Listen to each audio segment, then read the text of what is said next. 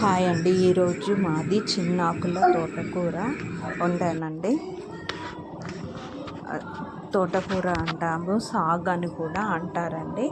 మీరేమంటారో చెప్పండి నాకు. చిన్నాకుల తోటకూర వండానండి. కావలసిన పదార్థాలు, దానికి ఆయిల్ కావాలండి. నేనైతే కొంచెం ఆయిల్ తీసుకున్నానండి. ఆవాలు, జీలకర్ర వేసి బాగా ఫ్రై చేసుకున్నాను. ఆవాలు, జీలకర్ర వేసి ఫ్రై అయిన తర్వాత అందులో కొన్ని ఎండు మిరపకాయలు కూడా వేసుకున్నానండి.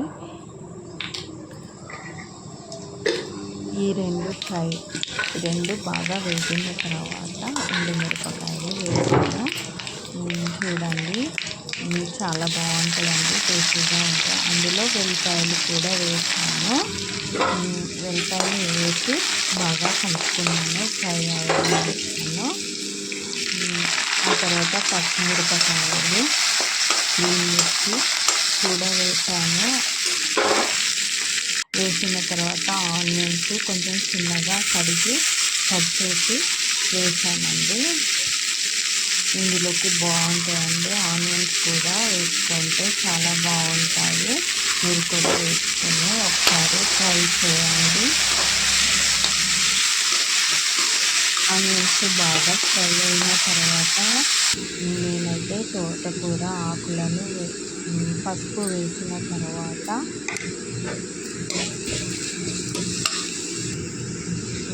తోటకూర ఆకులను కూడా వేస్తున్నానండి.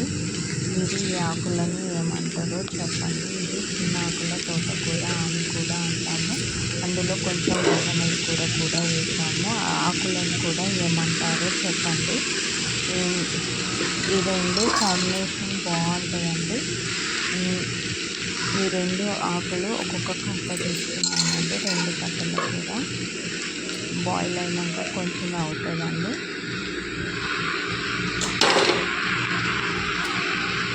ఇలా మూత పెట్టుకొని కొన్ని వాటర్ కొంచెం సేపు మగ్గాలండి. మగ్గిన తర్వాత కొంచెం సాల్ట్ వేసుకొని బాగా సాల్ట్ వేసిన తర్వాత వాటర్ లాగా వస్తుందండి ఆకులకి. ఆ వాటర్ అంతా మగ్గాలండి. ఆ వాటర్ అంతా మగ్గిన తర్వాత ఈ విధంగా వాటర్ వస్తుందండి. సాల్ట్ వేసిన తర్వాత ఆ వాటర్ అంతా బాగా మగ్గాలండి. మగ్గిన తర్వాత మనము అందులో టమాటాలు కూడా ఇప్పుడు మగ్గిపోయింది పూర్తిగా. తోటకూర ఆకులు అనేది ఉడికిపోయిన తర్వాత అందులో టమాటాలు వేసుకొని బాగా ఉడికించుకోవాలండి. ఉడికించుకున్న తర్వాత మూత పెట్టుకొని ఉడికించుకోవాలి, టమాటాలు మొత్తం మగ్గేంత వరకు. ఆ తర్వాత అన్నము పెట్టుకొని తింటున్నాను. చూడండి, మొత్తము అయిపోయిందండి. ఇదేనండి మన తోటకూర, చాలా బాగుంటుందండి. ఇంతసేపు మా ఛానల్ని చూసినందుకు చాలా థ్యాంక్స్ అండి. ఛానల్ని సబ్స్క్రైబ్ చేసుకోండి ప్లీజ్ అండి. థ్యాంక్ యూ, ధన్యవాదాలండి. ఈ ఛానల్ ఇంతవరకు చూసినందుకు చాలా చాలా థ్యాంక్ యూ అండి. టేస్ట్ అయితే చాలా బాగుంది. మీరు కూడా ట్రై చేసి టేస్ట్ చేయండి.